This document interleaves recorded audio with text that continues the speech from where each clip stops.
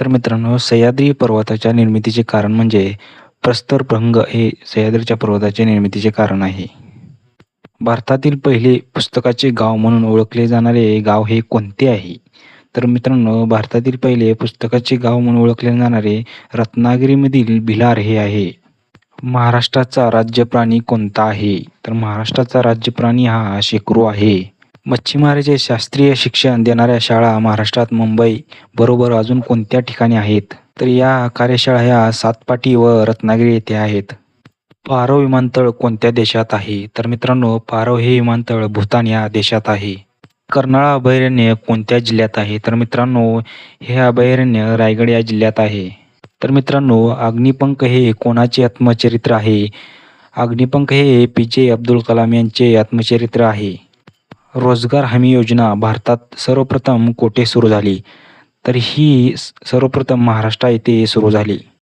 तर मित्रांनो, रामकृष्ण मिशन या संस्थेची स्थापना कोणी केली? तर मित्रांनो, या संस्थेची स्थापना स्वामी विवेकानंद यांनी केली. जागतिक हास्य दिन कधी साजरा करण्यात येतो? तर मित्रांनो, हा दिन 10 जानेवारी या रोजी साजरा करण्यात येतो. भारतातील प्रथम महिला भारतरत्न कोण आहे?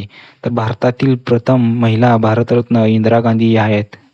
रोमेश पठानिया हे नाव कोणत्या खेळाशी संबंधित आहे? तर मित्रांनो, रोमेश पठानिया हे नाव हॉकी या खेळाशी संबंधित आहे. आमचा बाप आणि आम्ही हे आत्मचरित्र कोणाचे आहे? तर हे आत्मचरित्र डॉक्टर नरेंद्र जाधव यांचे आहे. तर मित्रांनो, भारतातील लोकसंख्येच्या दृष्टीने सर्वात लहान राज्य कोणते आहे? तर मित्रांनो, भारतातील लोकसंख्येच्या दृष्टीने सर्वात लहान राज्य हे सिक्कीम आहे. तर मित्रांनो, पुढला प्रश्न, जागतिक सामाजिक न्याय दिन कधी साजरा केला जातो? जागतिक सामाजिक न्याय दिन 20 फेब्रुवारी रोजी साजरा करण्यात येतो. अतनू दास हे नाव कोणत्या खेळाशी संबंधित आहे? तर मित्रांनो, अतनू दास हे नाव तिरंदाजी या खेळाशी संबंधित आहे. भारतातील प्रथम महिला राज्यपाल कोण आहेत? तर मित्रांनो, भारतातील प्रथम महिला राज्यपाल सरोजिनी नायडू हे आहेत. तर मित्रांनो, पुढला प्रश्न, 4 नगरातले माझे विश्व हे आत्मचरित्र कोणाचे आहे?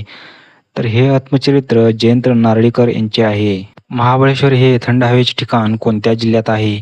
तर मित्रांनो, हे थंड हवेचे ठिकाण सातारा जिल्ह्यात आहे. तर पुढला प्रश्न, जागतिक हवामान दिन कधी साजरा करण्यात येतो? तर मित्रांनो, जागतिक हवामान दिन हा 23 मार्च रोजी साजरा करण्यात येतो.